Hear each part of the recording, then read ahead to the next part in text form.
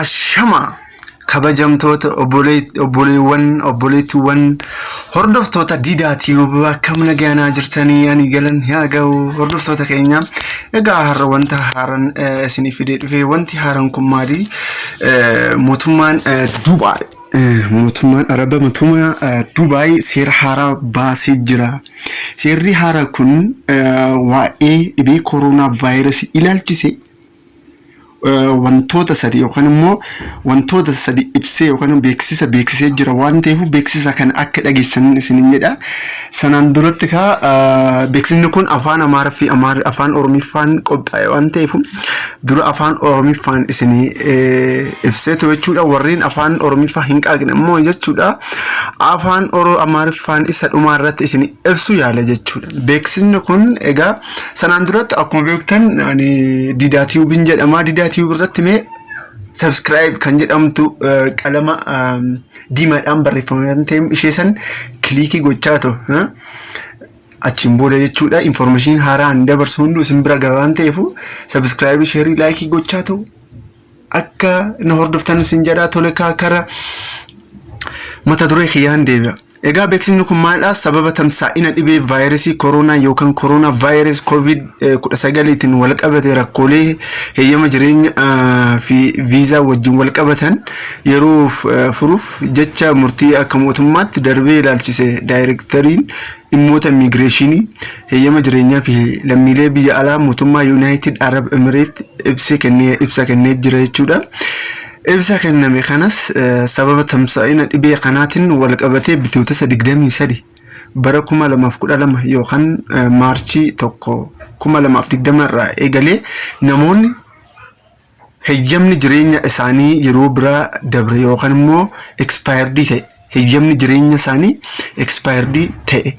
Inni lammaffaa immoo viizaa daawwattootni yookaan immoo isa Ingiliffaatiin tourist viizaa jedhamuudhaan seenanii yeroon isaa kan jalaa gubate yookaan immoo tourist viizaa kan jedhamu kun viizaan keessan yoo isin jalaa gubate jechuudha. Inni sadaffaa immoo heeyyama jireenyaa kan qabanii fi sababa tamsaa'ina dhibee kanaatiin wal qabatee gara Dubaay deebi'uuf kan rakkatan ilaalchise ji'oota sadii itti aananii jiraniif kan dheeressee fi adabbiin ala akka ta'an kan murteesse ta'uu beeksisee jira jechuudha. Odeeffannoo dabalataatiif afaan adda addaatiin odeeffannoo kan kennuu danda'u giddugalii tajaajila Amiir kan qophaa'ee fi lakkoofsa bilbila isaallee jechuudha. Lakkoofsi amma isinitti heedu kun lakkoofsa firiidhaan isin bilbiluu heeddan jechuudha. 8005 11 ta'uu isaa beeksiseera jechuudha. Bilbila kanaan information haaraa mana keessan teessanii ta'u bilbila kanaan bilbiluu dandeessan. Irra deebi'ee bilbila kana isiniif himuu yaala jechuudha.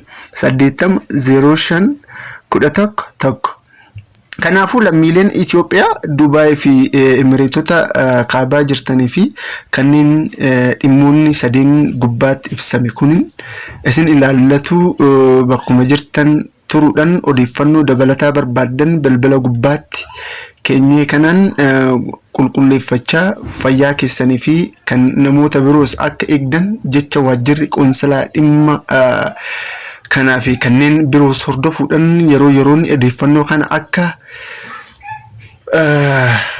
eegdan yookaan immoo odeeffannoo kana akka eegdan akka beektan isin hubachiisa jechuudha. Egaa hordoftoota kabajamtoota keenya isin hunduu beeksisa kana beekuu qabdanii bakkuma jirtanitti bilbila amma isinitti hime kanaan wantoota adda addaa information beektan san lakkoofsa bilbilaa 800511 bilbilaatoo gaaffii adda addaa gaafachuu qabdan. Especially warreen Dubaay keessa jirtan mootummaa Arab mootummaa Dubaayitu kana ibsa waan ta'eef inni biraa afaan Amaariffaan asirratti ifee jira. Warreen afaan Oromiffaa hin qaaqne afaan Amaariffaan isin ibsu yaala jechuudha.